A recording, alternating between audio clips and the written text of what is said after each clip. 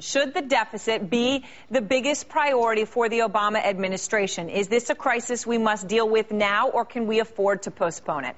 Robert Samuelson is columnist for Newsweek and the Washington Post, also author of The Great Inflation and Its Aftermath. James Horney is senior fellow on the Center for Budget and Policy Priorities, also former chief of the projections unit at the Congressional Budget Office. So he knows a whole lot about this sort of forecasting. And, of course, Steve Liesman is with us as well. All right, let's start with you, Bob Samuelson. You have written, well, let's just be honest, last week you wrote in the Washington Post an editorial with the subject line, "Could America go broke?" And you said the idea the government of a major advanced country could default on its debt, well, it's a very long shot, but it's no longer entirely unimaginable. You're talking about us. Well, I'm talking about us. I'm talking about Japan and Italy and Germany and France and almost all major countries which are in the same position. They have aging societies.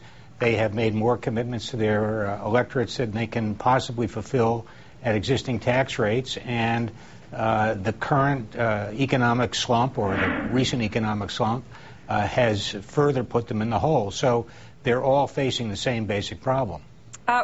James, do we need to deal with it now, or can we say, look, we must spend more, even if it requires borrowing more for another big stimulus package, whatever it takes to get out of this crisis, then we deal with the deficit? No, I think you actually have to do both, in the sense that you don't want to abruptly reduce the deficit, because that would threaten to put the economy back into a big slump. Mm-hmm. On the other hand, you want to make long-term commitments that slow down the rate of spending so that the large deficits projected in the future don't materialize. James, what's your view? I think that's exactly right. And the way it was framed in the lead into this segment, it's not the size of the deficit this year or next year, even the year after that.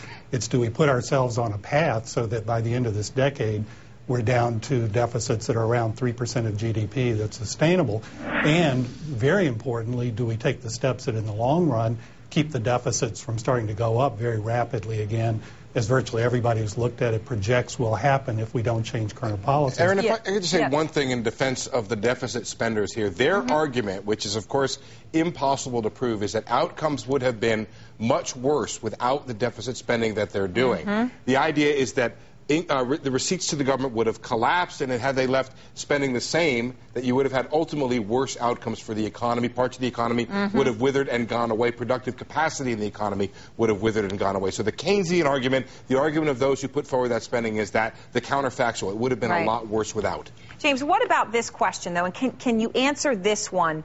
And ameliorate the fears out there. And it is this. According to the Obama administration's own projections, they will be spending more than they take in tax receipts all the way through the year 2019. Well, as I say, I think what's important is that in the next budget that the president puts out and that Congress deals with, they actually take steps that will put us on a path where we get the deficit down. As in the lead-in, again, you talked about we could have deficits of about 3% of GDP, and that's sustainable. Now, that's going to take some major efforts to get there. We're at 9%. I mean, aren't we going? I mean, here's the question. Aren't we going to have to face the fact that we're going to have to slash something, spending on something? We have very high deficits right now, largely as a result of the economic downturn, the financial situation, and the efforts that I think were absolutely necessary to deal with them. I do believe it's absolutely right that if we had not taken all of these steps, we could be in a very, very bad situation. So we have a temporary, very big increase in the deficit. That's going to come down naturally over the next few years, and we shouldn't try to get it down too fast or risk undercutting this very fragile recovery. But in the long run, we have to deal with the structural problem that leads to too high deficits under current policies. Robert Samuelson, Fed Governor Kevin Warsh recently wrote a pretty good line. He goes, the United States is not good at avoiding problems, but we're pretty good with dealing with them when we have to. What is your read of the body politic right now relative to the deficit issue? Do we have any momentum at all to deal with this ahead of time? If President Obama stepped forward with a tax freeze, or with a spending freeze, or even a 5% cut, as was detailed today in the Wall Street Journal, if he came forward with higher taxes and the justification was, let's deal with the deficit, how would that be received? First place, I don't think he's going to come forward with higher taxes. Okay, reject my question entirely, Robert. Go ahead. No, sure. If he did. I don't think he'll come forward with higher taxes, except on the very rich.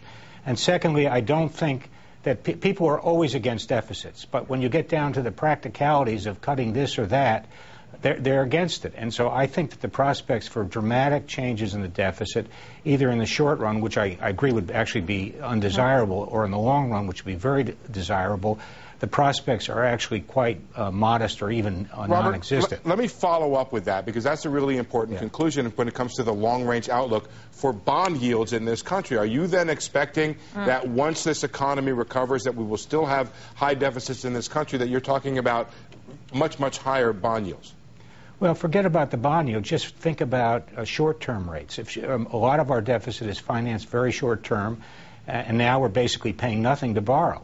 If it goes up to 1, 2, 3, 4%, and I think bond yields would then go up a little bit too, you're going to be paying a lot more for your short-term money as well. So we face a double problem here. One is we're going to have a huge amount, an increasing amount of debt, and secondly, the cost of borrowing it is going to go up even if there isn't a crisis.